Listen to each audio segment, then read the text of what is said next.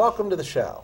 For the past 5 years, our own Washington County Sheriff has been working on a program to serve as an alternative to incarceration of drug-addicted criminals within the county. Currently, thanks to the hard work and a little money help from the governor, the state of Maryland's first day reporting center is on its path to reality. Tonight, we're pleased to welcome the man behind the curtain, Sheriff Doug Mullendore. Sheriff, tell me about the day reporting.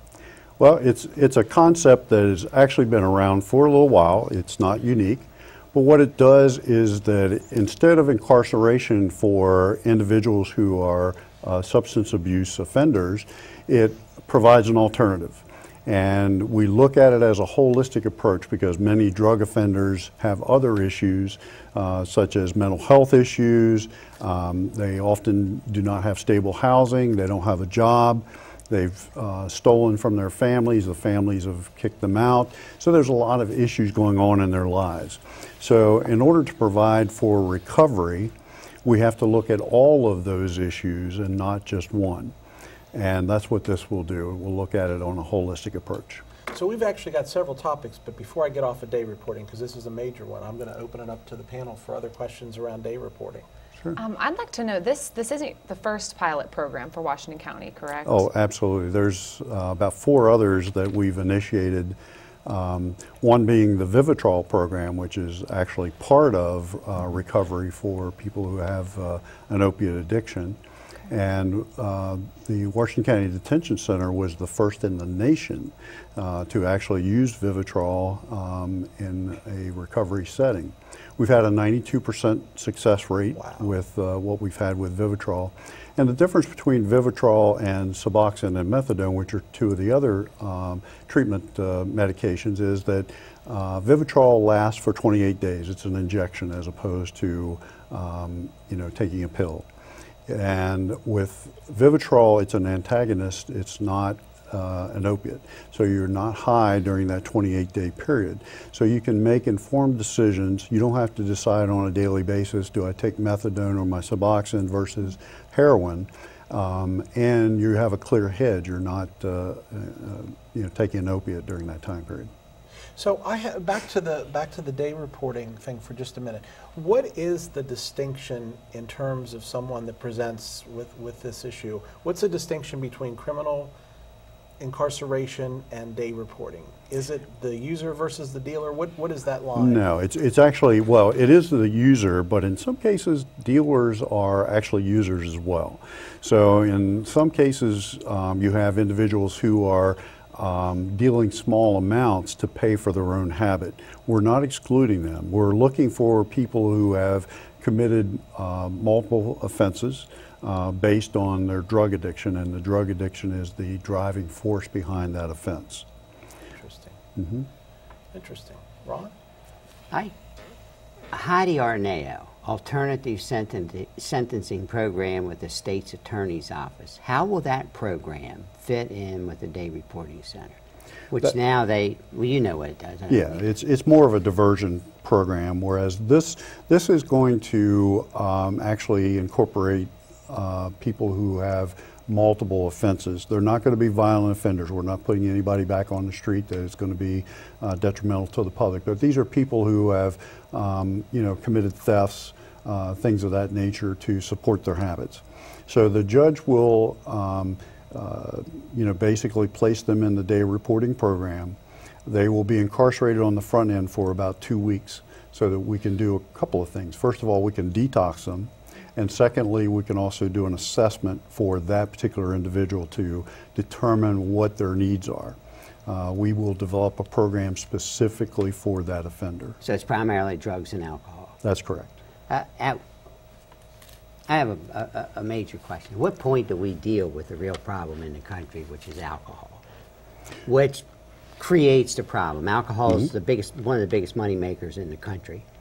Heroin and all those things is a byproduct of what happens with alcohol. When do we deal with the real issue? Well, day reporting isn't going to deal with that. It's not just drugs. This is alcohol. It's substance abuse. So it also deals with drugs or with alcohol. And I will tell you that Vivitrol is very effective on alcohol as well, in addition to the opiates. So, we have a number of chronic alcoholics in our community. And rather than putting them in a weekend program as we're doing now, where they report on Friday and leave on Sunday, they're really not getting any treatment. They're not getting anything during that time period. The day reporting will provide them treatment, education, and actually work on the real issue, which is their substance abuse. I have a question about what's the metric you use to judge the success, say, of the Vivitrol or in a program? Mm-hmm. It's really whether they commit another offense or not. Now, the day reporting center, that will be one thing that we'll be looking at, but there are many things we want to look at. What is their tolerance level for opiates once or alcohol once they come into the program? What is it when they leave, and how are they able to sustain it? You know, the biggest issue is it's not just during the time period they're in the program. We want to follow up with aftercare with them as well, because that's important in having peer support for them.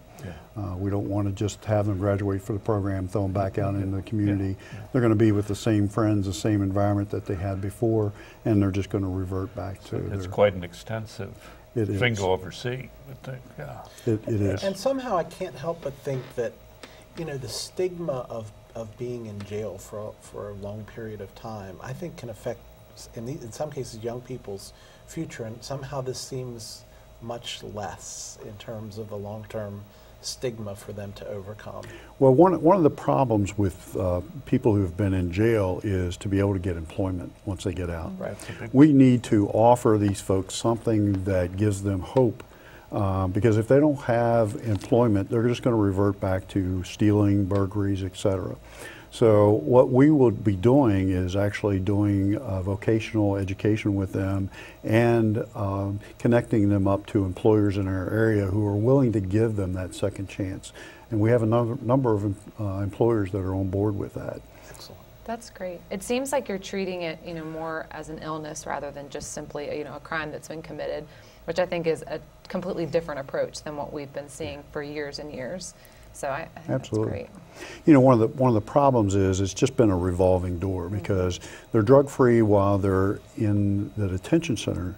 Although I will tell you, when they go to prison, you can pretty much get any drug you want in prison. But if they're incarcerated in the detention center, they're pretty much drug-free during that time period. But when they get back out, their dealer as well as their friends are right back on top of them, and oftentimes they're high within hours of getting out of jail. Wow. You know, the other part of that is that their tolerance level when they come into the facility is at a higher level than when they leave. But oftentimes when they use after they leave, they're using the same amount of drug that they did before, so they're going to overdose. Right. We've had, unfortunately, 24 fatal overdoses in Washington County this year. We've had about 250 overdoses, and that's just the ones that law enforcement become involved with. There are many, many others that go to Meritus Medical through the emergency department that are treated there. Now, with those overdoses and the amount of people killed through alcohol accidents, how does that all balance out? We have in Washington County, as far as fatal accidents, it will vary between 12 and 25 a year. As you can see, we're just 7 months, 8 months into the year, and we've already had 24. The unfortunate news is that there are synthetic fentanyl type drugs out there right now that haven't yet made it to our society or in Washington County, but are very close. They're in Pennsylvania. Then fentanyl is actually 40 to 50 times more potent than heroin, and the synthetics are actually 100 times more potent than the fentanyl.